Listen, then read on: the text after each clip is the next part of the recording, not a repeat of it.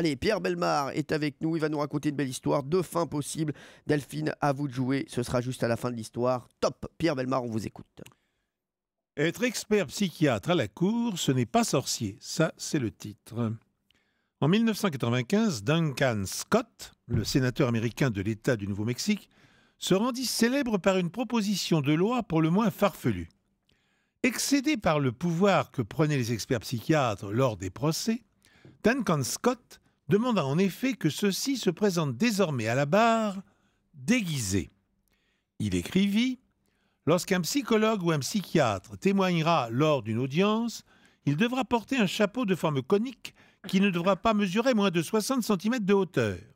Toute la surface du chapeau devra être recouverte d'étoiles et d'éclairs. En outre, le psychologue ou le psychiatre devra porter une barbe blanche d'au moins 45 cm de long et ponctuer les éléments cruciaux de son exposé en fouettant l'air avec une baguette. Enfin, pour parachever la mise en scène, Duncan Scott demandait que lorsque l'expert présentera une expertise concernant le témoignage du défendant, l'huissier baissera la lumière de la salle et tapera 2 fois dans un gong chinois. Aussi étonnant que cela puisse paraître, cette provocation fut prise au sérieux par les hommes politiques. L'amendement de Duncan Scott fut ainsi adopté par le Sénat américain, puis par la Chambre des représentants, où il obtint 46 voix contre 14. Alors maintenant, nous arrivons à 2 versions. Voilà. Il fallut le veto du gouverneur de l'État du Nouveau-Mexique pour enterrer la proposition de Duncan. Deuxième version, cette disposition a disparu de tous les États, sauf de l'État du Nouveau-Mexique, où elle est toujours pratiquée. Alors là, Delphine, c'est toute l'école Saint-Cyr qui est accrochée voilà, à votre décision. Est-ce que vous voulez l'avis de quelqu'un, Delphine ?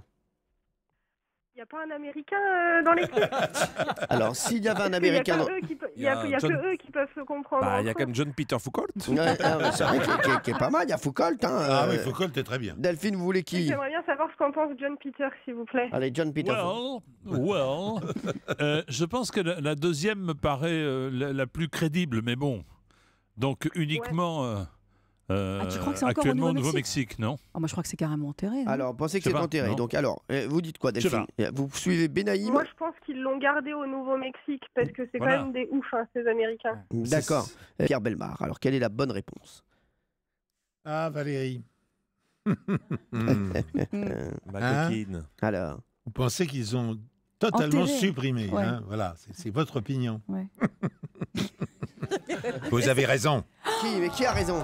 J'avais raison. Benaïm. Benaïm a raison. Aïe, aïe, Oh là aïe, là. Benaïm a raison. Donc Delphine a perdu. Eh Delphine, oui. malheureusement. Ah là là là là, Je suis Delphine. désolé.